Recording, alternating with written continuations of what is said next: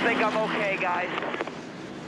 Back at California Speedway, hard crash in the corner of the 88 car. Brad Keselowski, heavy impact into the wall. Couple of cars involved.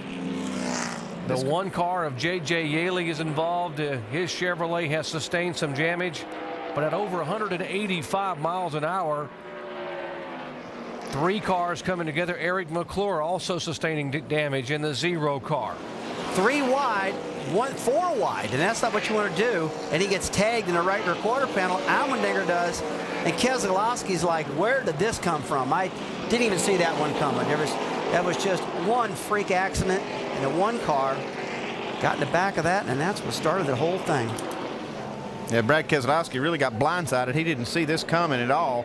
You see this 42 car gets sideways, gets into the right rear quarter panel, and then this 88 car just slams the wall, went up in the air. Guys, I don't know if I've seen a harder wreck before going into turn 1 of my life. Thing on fire. Again, the soft wall that NASCAR's got at most all these racetracks really held up, and it was a great thing. And we saw Brad get out of the car. That's great. And boy, I'll tell you what, that reminds me of some bad accidents we've seen in this sport in the past. But thank gosh the kid walked away. 2 drivers early on in their NASCAR career, Brad Keselowski and A.J. Allmendinger, were racing at California Superspeedway. Keselowski and Allmendinger would get tangled entering turn number 1, sending Keselowski's car on the wall and on fire. This was probably by far Brad Keselowski's worst accident he's ever had during a NASCAR race. To have Allmendinger's car launch him over on top of his car and land on the wall was scary. The part that made this crash even more scary was seeing him get right hooked into the wall. Usually when you right hook somebody to the wall, it's on purpose, but this time it was on complete accident.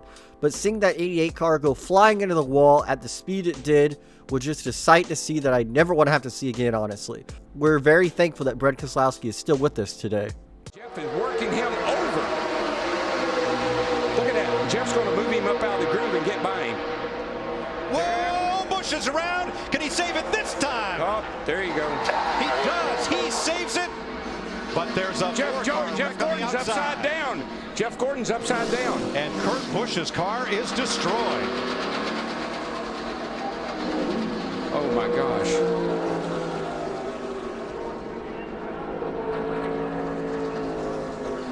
You see Jeff down there, he just gets down on his left corner, and we've seen that time and time and time again. You got to stay off the left side. What do we do about that, though, man? How do we fix it? The drivers just have to make the decision that they've got to lay off that left side. Look at this long slide for Gordon, and that's Kurt Busch tangled up with him and Jimmy Johnson, and that car still hasn't lost much of its momentum as it goes side over side and comes to rest. Michael on made its roof. A really good point, though, Mike. These cars are so much bigger than the cars were 5 years ago. In my opinion, the 2012 Daytona Shootout race was the last great one in my opinion.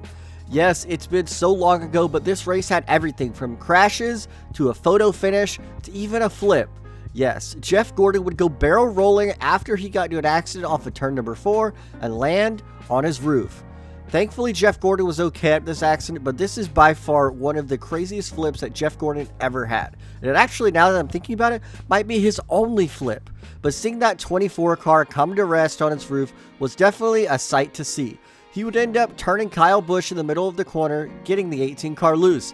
As he would go to avoid the wreck, he would end up being collected by Kurt Busch, Jamie McMurray, and Jimmy Johnson. That would ensue him starting to flip, and then his car would go barrel rolling until it rested on its roof. Kyle Busch, and around goes Kyle Larson. Ooh, man, oh, big impact. Man, thank God that safer barrier's there, but that was still a huge impact. Second caution of the day, lap 48. Kyle Larson would get wrecked down the backstretch at California Speedway in 2016. This was Kyle Larson's basically breakout year, and he definitely almost broke the wall down in this one. Yes, he ended up having great success on 2-mile tracks, but man, Kyle Larson had a horrific crash on the backstretch.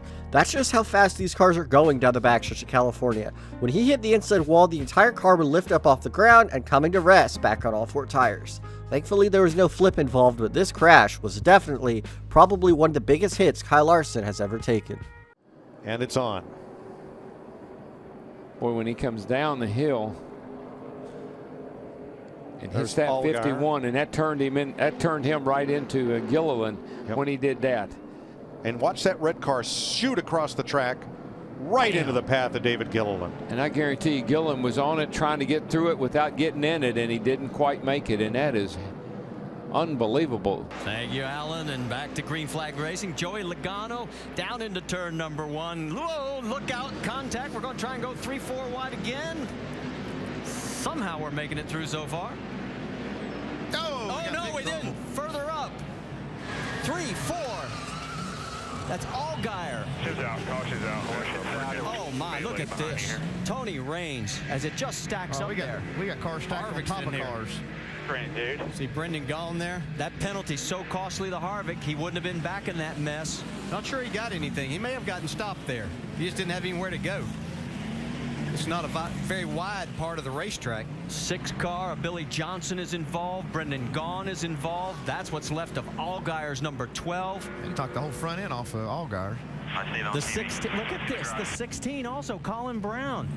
Two of Roush's cars in this crash. 4 cars lost in Iowa. And now 2 cars here this weekend. Good Lord. What happened? The 23 of Alex Kennedy also involved. Boris said his car's up in the air as well.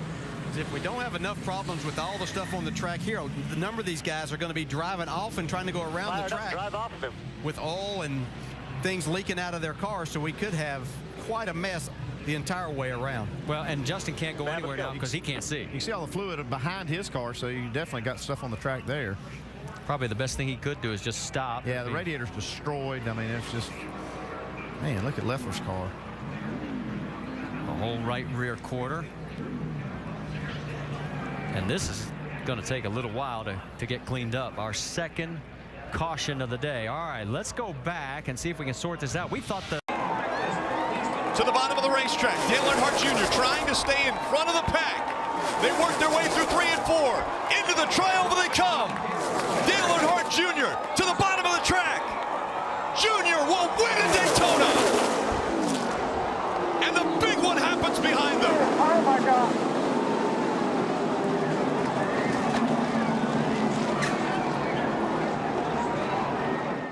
This is by far one of the most wildest crashes we've ever seen at Daytona and NASCAR history. And it's even more crazy that nobody got injured in the process, as Austin Dillon would fly into the catch fence at over 180 miles per hour, coming to a dead stop. This is by far the scariest crash we've seen even after a race. Technically, the crash happened after he crossed the finish line, which makes it even more remarkable. Austin Dillon's car would catapult to the air over 3 and 4 cars and come to rest on his roof. And out of nowhere, Brad Keselowski would come in flying through and end up hitting Dillon and making the situation even worse. I remember at the time thinking how stupid it was for Keselowski to still be going that fast and end up being caught up in the accident. Harvick slides up in front of traffic. Cars upside down, cars everywhere. And turn 4 is Calamity Corner once again. The field is frozen. Jeff Gordon came across with Stewart and Johnson side by side, but there are half a dozen cars littered between turn 3 and the start finish line. All right.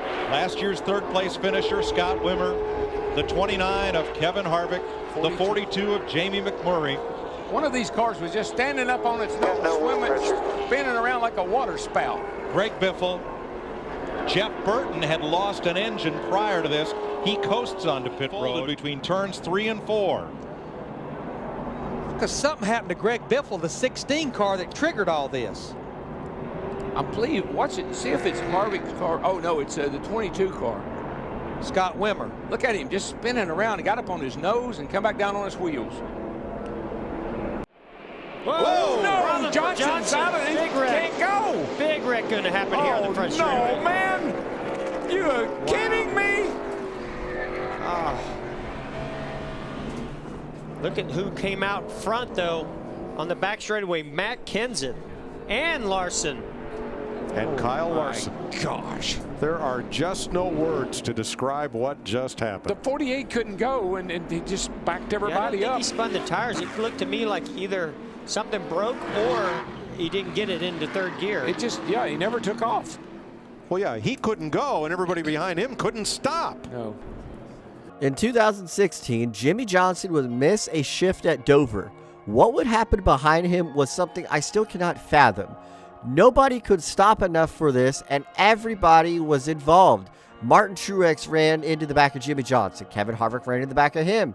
And once Chase Elliott got through, about everybody else behind him was involved, and Dale Jr. got clipped at the end.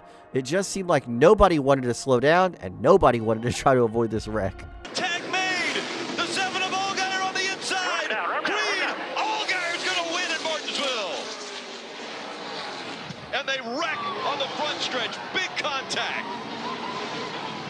Continue on in Martinsville, let's talk about the 2023 race when Justin Allgaier won after the RCR boys of Austin Hill and Sheldon Creed banged doors and then crashed each other. But that wasn't the big crash.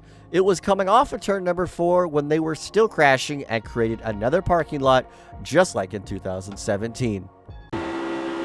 Trouble. Correct. Here's the big one. Man. Well, there goes half the field.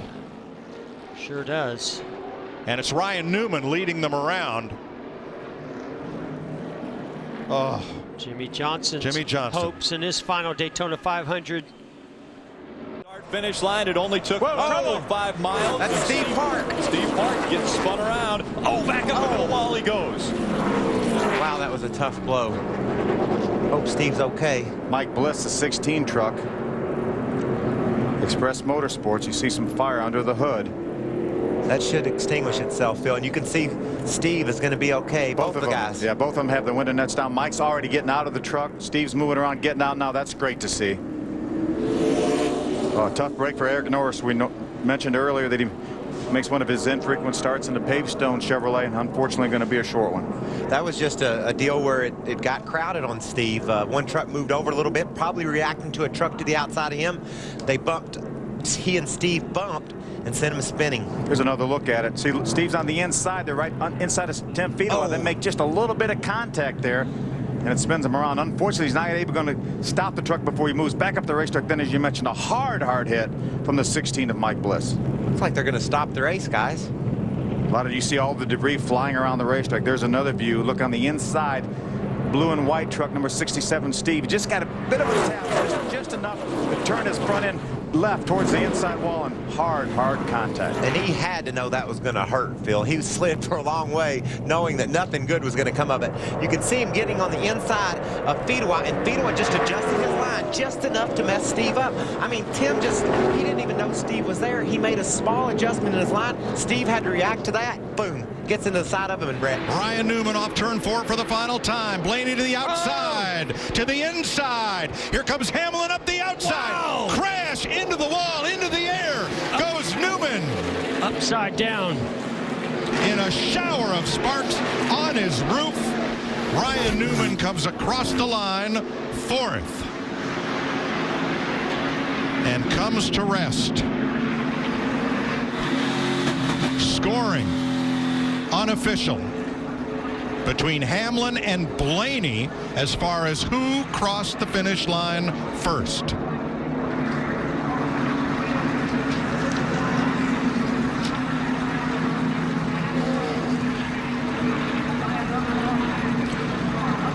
Newman got turned, went up in the air. As he came down, was hit by another car and launched skyward, coming down on his roof. The AMR safety team is there quickly to attend to Ryan Newman. One of the scariest races I've seen in my lifetime was definitely the 2020 Daytona 500. Seeing that amazing finish unfold to disaster instantly. Ryan Newman's car would get flipped and turned upside down, and Corey LaJoie would hit him driver's side first at over 200 miles per hour. Newman was basically knocked unconscious immediately, and he has no memory of this accident, thank goodness. I don't think anybody would want to remember this. But Ryan Newman survived one of the most horrific crashes in NASCAR history on the biggest stage possible.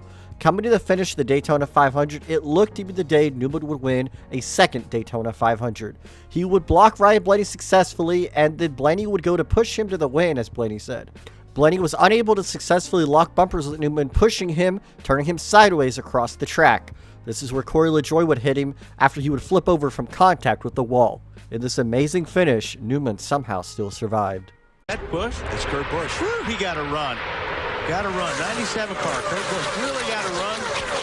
Okay, push the 21 car right on by. That 97 has shown to be fast, very fast. And what's at stake for him here? He's trouble.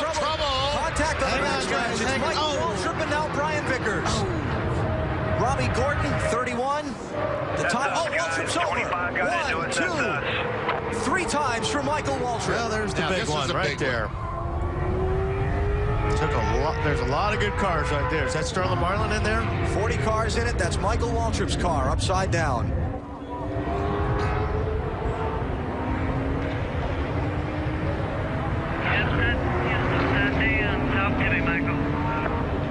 Terry Smith.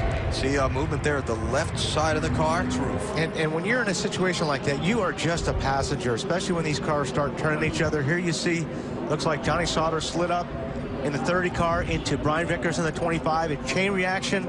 Yes, that's Michael talking. Yeah. And Biffle, the pole sitter, looks like he barely got through there. So you see the tire come off of Michael's car. Then it got into that grass softened by the rain, and it just dug in, just like we saw Ryan Newman's last year, and sent the car over. There's Harvick, Kevin LePage, Johnny Benson, Terry Labonte. Saw McMurray and Vickers. Okay, here we go. This might be our best shot. Watch the car at the bottom there. The blue and yellow car. Slides up right there. Just ever so little contact, which doesn't look like a lot when you're running 185, 190 miles per hour. It's a lot. There's the 15. The mountain right now, he's going to dig in. There goes one of the tires that Alan talked about. Violent. Very violent. Yeah, when you hit that grass, hang on. Now the 30 car, he comes up and just, it's like you said, Wally, another 6 inches probably would have not been an accident. And it looks like the 30 to me got a little bit loose down there. He got a little bit loose, he corrected, but when he corrected, he slid up the racetrack, and unfortunately there were 2 cars on the outside of him. So my count, at least 10 cars involved in this accident. It's hard to tell if he got loose or he pushed up there, but the end result's the same. Yeah. Michael hit by Robbie Gordon, and then here's the dig. Right there. Dig.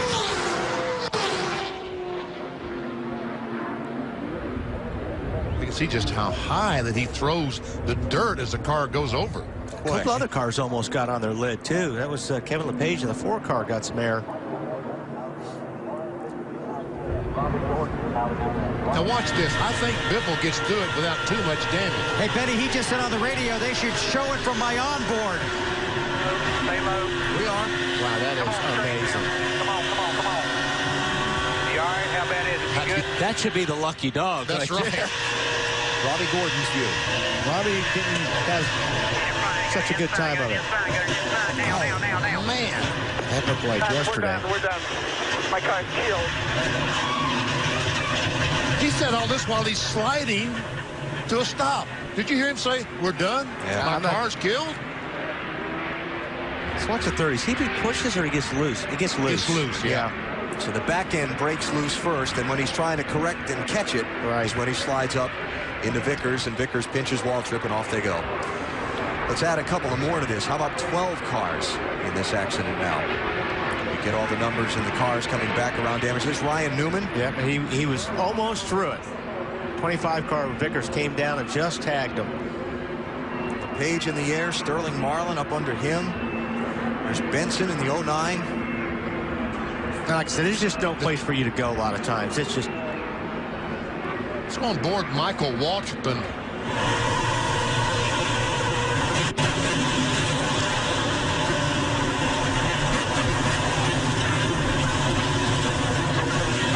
That's us, guys. 25 got into us. That's us.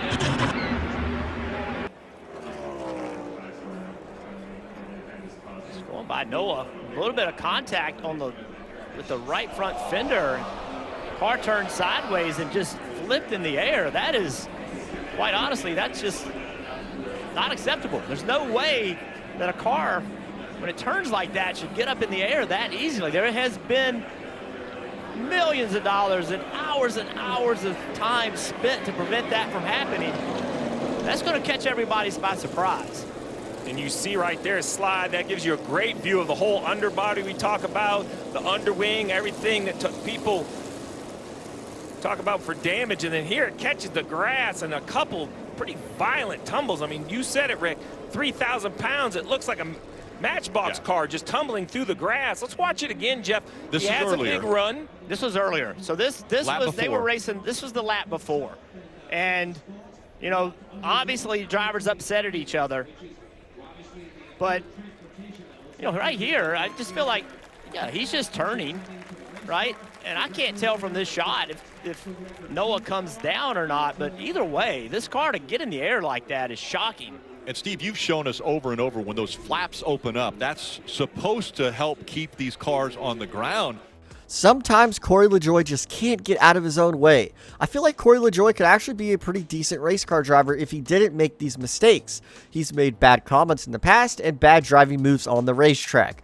He was racing Noah Gragson and got a little upset with him and tried to hit him and show him how upset he was.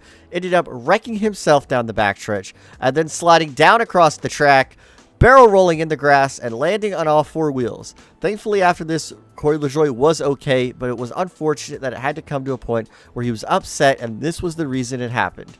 This isn't the first time there was a flip at Michigan, and it probably won't be the last either. Oh boy, Zane Smith on his side and over.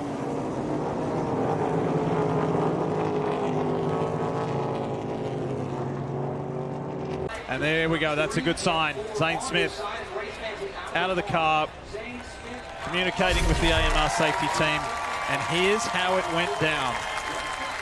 Run the red flag because of this wreck. 42. John Hunter Nemechek just drives into the left rear quarter panel with Zane. Zane climbs the wall, gets on the left side and just rim rides it all the way around. Not sure I've ever seen that before, Steve. This will be wild.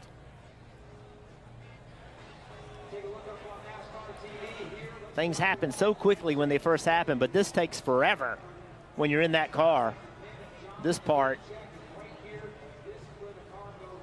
This is something I never thought I would actually see in person. I was actually sitting in the grandstands at Kansas when it happened, and I didn't even see it because I was too focused on the lead. But regardless, Zane Smith would wall ride, not the Ross Chastain style, the Lightning McQueen style. He would be on the wall after being pushed into it by John Hunter Nemechek, and he would go barrel rolling down the track, landing on all four tires. These NASCAR next-gen race cars are definitely weird and bulky, so somehow this was actually able to work. Regardless, Zane Smith had an unfortunate race because of this. There was nothing really he could do after being pushed in the wall by John Hunter. He would slide down the racetrack and land on all four tires, which made it even cooler. But seeing him on the wall like this was just wild. At restrictor plate tracks, also a little bit discouraged with how there was a gap between his own race cars. So what did he do? He implemented a specialized team completely dedicated to restrictor plate racing. Less than a dozen people. Oh, and we've got trouble on the track, and it's Kyle Busch upside down. Big time crash. Kyle Busch goes upside down and rolls down across on his roof here on lap 26. Cars comes back over and now side over side barrel rolls. And comes to rest on its wheels. A horrific crash here at Talladega on lap 26 involving Kyle Busch, and thankfully the window net is down there. The safety crews on the scene immediately, and Kyle Busch is climbing out of that car. Wow, listen to this. He moved to the outside to go around Casey Mears. It looked like Tony was going to go out there to help him, and it could have possibly been a little bit of contact. Yeah, it doesn't always have to be, because you can get yourself out there and all of a sudden the air's changing, and just a horrific wreck. But once again, Kyle Busch gets out and walks away. We sure did a lot of damage. But it looked to me like right here, as we watch this, it looked like that maybe they all started stacking up. It's hard to say that Tony Stewart wasn't getting some help from behind, or maybe even further back than right behind him. Like they're all just kind of stacking up. Yeah, when that happens, usually because everything changes, the air changes, and what you've been doing. In 2007, when trying to pass for the lead, Kyle Busch early on in the Talladega Nationwide Series race would end up upside down, and his tire would actually fly off and hit another race car. That was dangerous in its own part. But Kyle Busch would go barrel rolling across the track, go in the grass, and then start tumbling as it would hook. The car was on fire, but Kyle Busch was able to get out of his race car safely, thankfully. This is probably one of the more scariest accidents that Kyle Busch ever had in his racing career.